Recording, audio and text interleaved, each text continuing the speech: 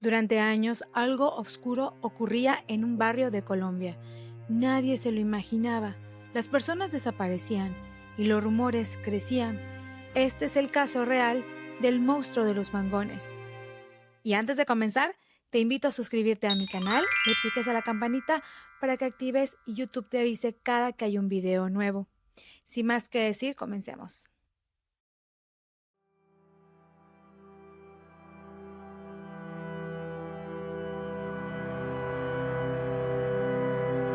Esta historia pasó a plena luz del día y en un lugar muy cotidiano. Las personas empezaron a tener bastante miedo de salir a la calle.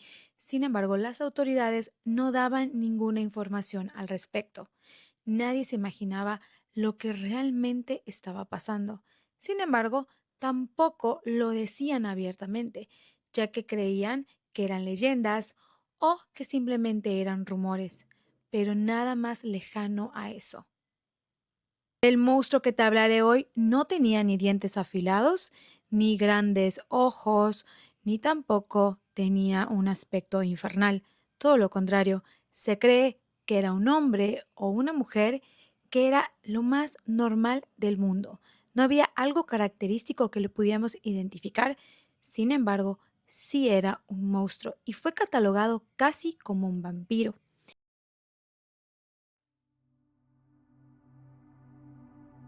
Todo comenzó en el año 1963 en Cali, Colombia, en un barrio bastante tranquilo y cotidiano, que estaba en plena transformación entre lo rural y lo urbano. Por lo tanto, habían muchos lugares que estaban en construcción y otros más que eran lotes baldíos o zonas con muchísima maleza y que no iba mucha gente. Por lo tanto, era muy fácil perderse en la ciudad. Sin embargo, estos niños estaban en zonas bastante céntricas, donde pues había muchos comercios, la gente iba a trabajar, tomaba los camiones para ir a comprar agua a su trabajo. Por lo tanto, empezó a generar duda de lo que estaba pasando en la ciudad, ya que empezaron a surgir reportes de niños desaparecidos y que nadie sabía qué había pasado con ellos. El protagonista de esta historia se cree que fue un hombre tranquilo, bastante común y corriente, sin mayor problema, con un trabajo normal, que estaba mucho tiempo solo y que algunas veces tenía heridas o rasguños. Pero nadie se imaginó lo que pasaba detrás de estas heridas. Desafortunadamente, nadie pudo darse cuenta de lo que estaba ocurriendo.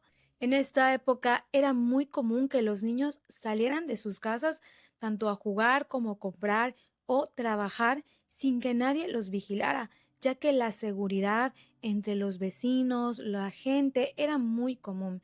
Nadie se imaginaba que un niño saliera de su casa y que no iba a regresar. Durante meses hubieron reportes de desapariciones de menores entre 8 y 13 años, todos varones, y que desafortunadamente provenían de familias grandes pero de escasos recursos, que habían salido o a la escuela o a trabajar para ayudar a sus familias para salir adelante. La primera víctima que encuentran se llama Luis Alberto. Luis Alberto había salido a trabajar para ayudar a su mamá con sus otros 6 hermanos. Él trabajaba vendiendo periódicos. Una persona relató que un hombre se acercó a Luis Alberto a preguntarle algo. Sin embargo, no vio qué ocurrió con Luis Alberto. No sabe si se fue con él o se lo llevó a la fuerza. Muchos empezaron a creer que les regalaba dinero o que los amenazaba de alguna manera porque nadie pudo darse cuenta qué pasó con Luis Alberto, porque esto ocurre en una calle muy transitada donde la gente pasaba, donde habían comercios, pero nadie supo qué pasó con él. 10 días estuvo desaparecido. Su madre estaba desesperada por encontrarlo. También empezaba a buscar ayuda con sus vecinos y sus amigos y su familia. Nadie pudo dar respuesta acerca del paradero de este menor. La policía tomó el reporte, pero simplemente ignoró por completo lo que estaba ocurriendo. Simplemente tomó el reporte, lo archivó y lo tomó como un caso más. Al final era un niño pobre que había desaparecido, algo que no les causaba importancia. pero fue la primera víctima de muchas que aparecerían. Llegó el 5 de noviembre de 1963 y algo horrible.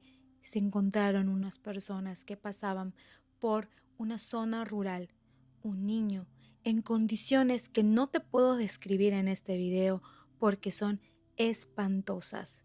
Se cree que no tenían ninguna ropa encima y tenían determinadas heridas en su cuerpo. Se cree que había sufrido por parte de un hombre y también ya que su cuerpo tenía heridas en específico. Pero había una herida en particular que todos los cuerpos tenían como algo que los identificaba y en que empezaba a marcar el sello de este asesino serial. Para el 4 y 12 de diciembre aparecieron la segunda y tercera víctima, con las mismas heridas que había tenido Luis Alberto, en específico la que a todos les llamaba la atención y que la prensa empezó a notar y empezó a darle el nombre de un vampiro. ¿Por qué? Estos niños aparecían sin una sola gota de sangre. En lo absoluto, no había rastros de sangre en su cuerpo, estaban todos pálidos y bastante ojerosos. Había una herida en específico, bastante particular. Tenían una herida en el corazón que se creía que era de una aguja bastante grande para extraer toda de su cuerpo. No se sabía qué estaba pasando o por qué estaba pasando o quién o quiénes estaban detrás de estos atroces crímenes.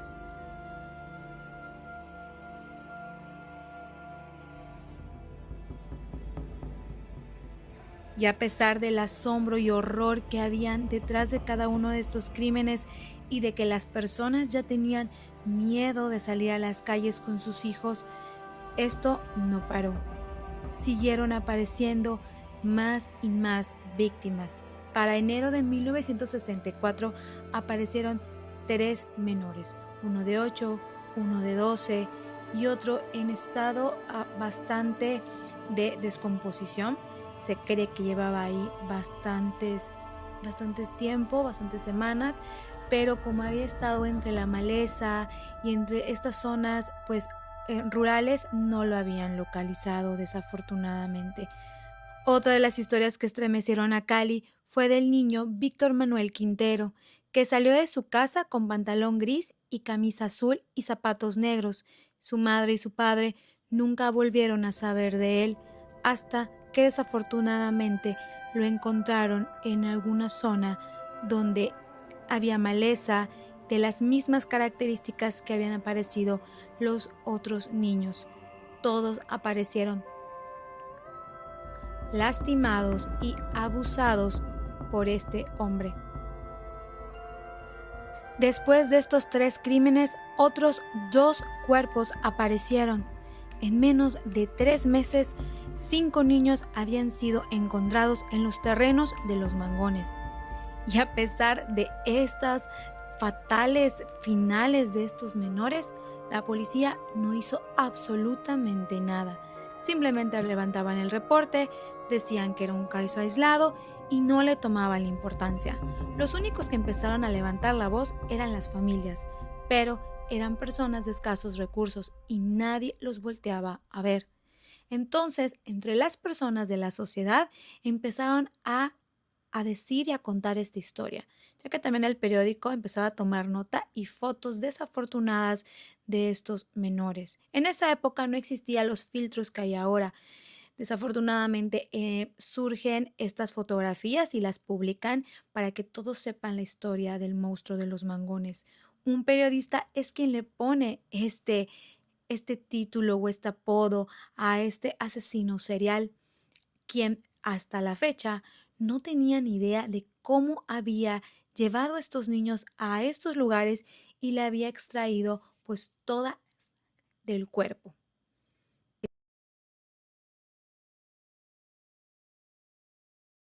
Como en cada uno de estos casos, empezaron a surgir teorías de quién había sido o quiénes habían sido los culpables de estos crímenes atroces. Había un hombre llamado Adolfo Aristazábal. Este era un empresario que tenía muchísimo dinero, pero se rumoraba que tenía una enfermedad en la sangre tipo lupus o leucemia y necesitaba transfusiones de sangre cada determinado tiempo.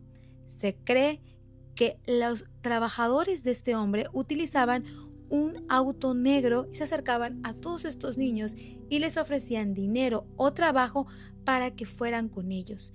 Estos hombres se los llevaban, le extraían todo este líquido del cuerpo y para que sea para este hombre que estaba postrado en su cama. Nadie pudo relacionar estos crímenes con lo que le pasaba a este hombre, solamente eran rumores y pues teorías conspirativas entre la gente, ya que desafortunadamente este hombre realmente estaba enfermo y partió de este mundo sin que este crimen pudiese resolverse. Existían otras dos teorías acerca de quién perpetuaba estos crímenes. Unos decían que era una pandilla o secta que se dedicaba a hacer rituales, medios espirituales y otros decían que había sido un hombre alto, robusto, con labios gruesos, cabello rizado y pues no se le veía pues por la zona. Esto se cree por un relato de un niño de 11 años que se encontraba trabajando y se le acercó a este hombre y le dijo que le iba a dar unas monedas si se iba a una calle aledaña donde estaban. Este niño, al ver que se lo querían llevar, pues literal escuchó lo que su cabeza le decía, la conciencia, y le dijo: corre de ahí, y salió huyendo. Le contó a sus padres de lo que le habían ofrecido y dio gracias de que no se fue con él. No se sabe si este hombre era realmente el monstruo de los mangones o simplemente un caso aislado de un hombre que pasaba por ahí. Lo que sí se piensa es que este monstruo durante mucho tiempo atacaba y atacaba sin cesar y nadie podía atraparlo ni sospechar qué había ocurrido. Las personas ya estaban bastante molestas, enojadas, ya eran más de 13 familias sin sus niños llorando sus pérdidas, niños que no regresaron a su casa. Pero la policía empezó a tener excusas, como siempre, algún gobierno ineficiente empezó a echar la culpa a otros y sacaron un comunicado de prensa diciendo que habían sido bromas por parte de algún tipo de pandilla que sacaban los cuerpos de los cementerios y los colocaban en estos lugares rurales para que pudiese parecer un homicidio, pero evidentemente esto era falso. Las personas ya no se creían estos cuentos y cada vez más estaban preocupados. La policía minimizaba cada vez más estas víctimas. Ellos no tenían justicia y pareciera que no la iban a alcanzar.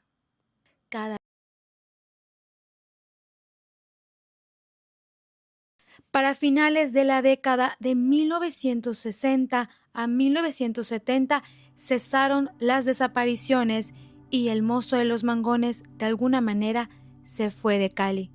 Esta historia nos demuestra que simplemente muchos crímenes quedan sin resolver, ya que la policía de manera ineficiente no le cumplió a estas familias. Se cree que las víctimas fueron entre 30 y 38 familias que perdieron a un niño y nunca regresaron a su casa. Se cree que esta cifra es un estimado porque puede haber aún más que no se reportaron, ya que en esta época hubieron más desapariciones. ¿Tú qué piensas al respecto? ¿Crees que hubieron más víctimas? ¿Cómo crees que la policía pudo haber ayudado a identificar a este monstruo? ¿Crees que esta historia se pudo haber evitado o no? Cuéntame en los comentarios qué piensas al respecto de Monstruo de los Mangones. Te invito a suscribirte a mi canal, actives la campanita de notificaciones para que YouTube te avise cada que hay un video nuevo. La próxima semana nos vemos con un video interesantísimo, no te lo puedes perder. Adiós. Mil gracias por ver.